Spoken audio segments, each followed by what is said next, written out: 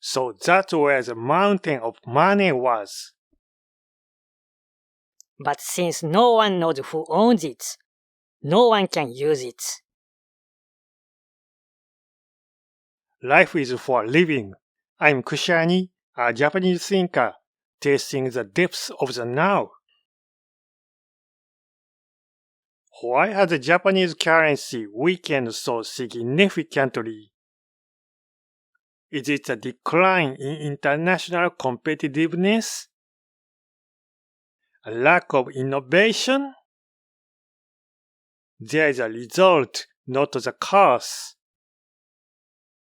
In short, the reason the yen is so weak is that Japan has become prey for international finance capital.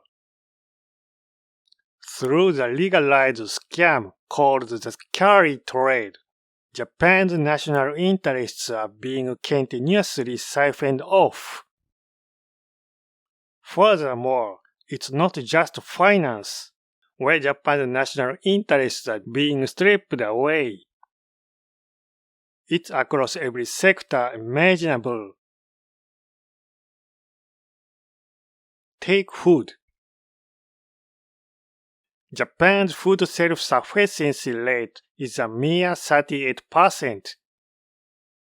Moreover, our seeds are F1 hybrids owned by global corporations.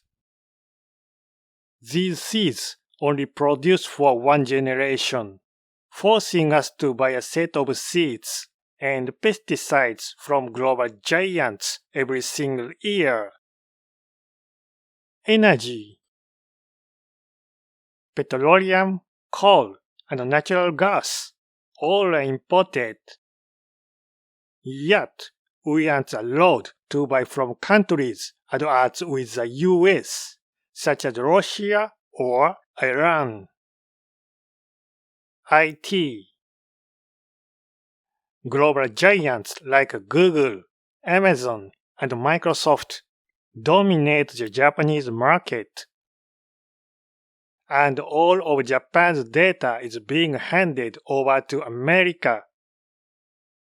Is this acceptable for sovereign nation? But should Japan ever try to resist the United States? There are about 120 US military bases, large and small, throughout Japan.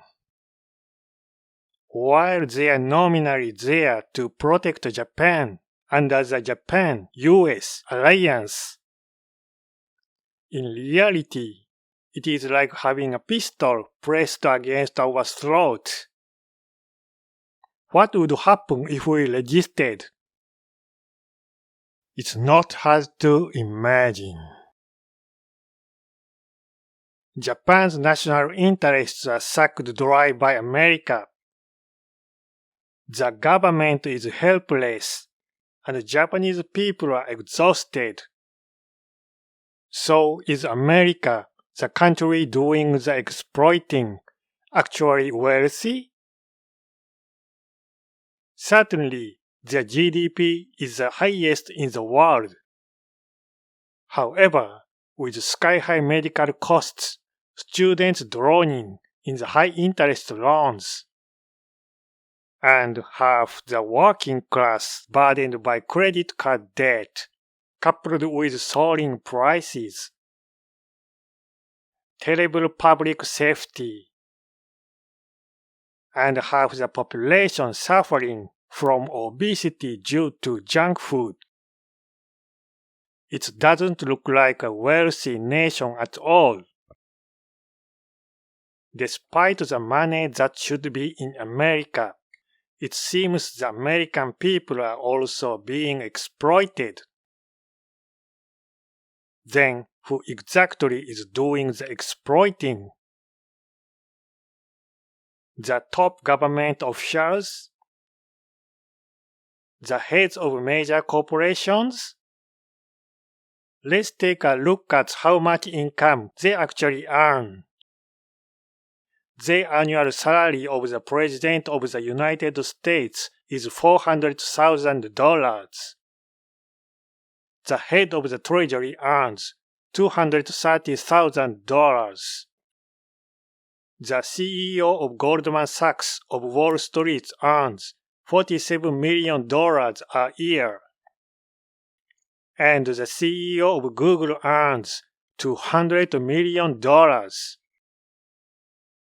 Has the United States been taken over by private corporations? Yet, even for Google CEO, when compared to Bill Gates' $100 billion net worth, that annual income starts to look like pocket change. It becomes clear that these CEOs are not the true root of the exploitation.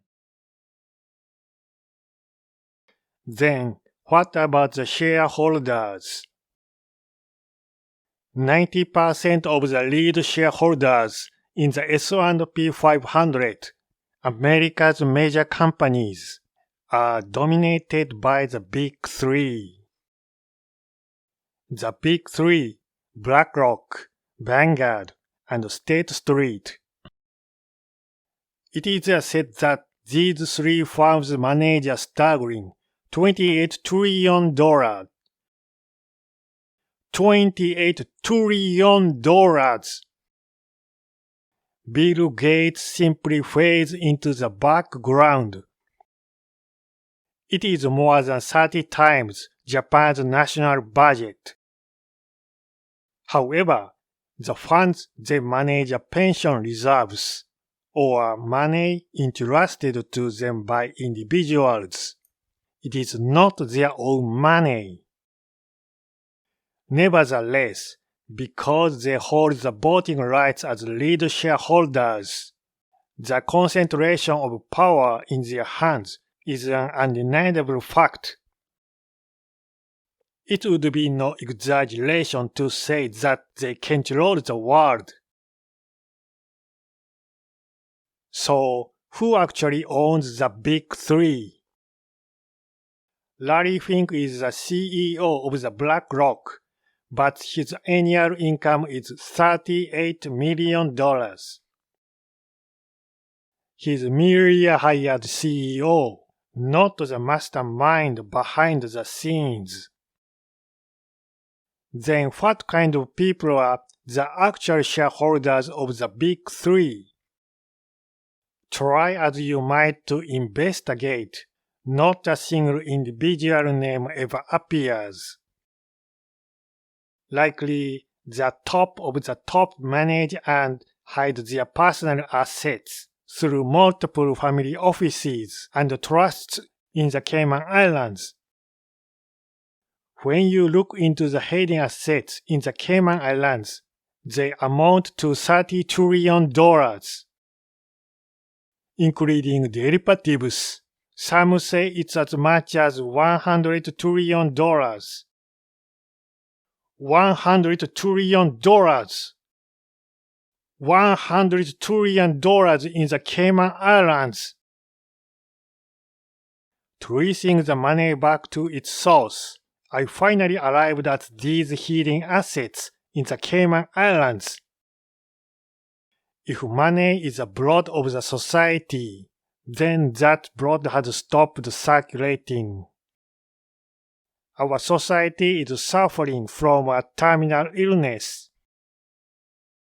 If even 10% of the money were dedicated to environmental protection, protecting honeybees and wildlife, supporting organic farming, developing alternative energies, safe waste disposal, and purifying our rivers, then we can see a bright future. But in reality, it is a structure where money is born, flows, and ultimately washes up in the Cayman Islands. This system, fortified by vested interests and military might, seems impossible to change. Is our civilization destined to end while buried under mountains of plastic waste? 合唱 Buddha said, all that flourishes must fade, and everything returns to nothingness. Take it easy. See you.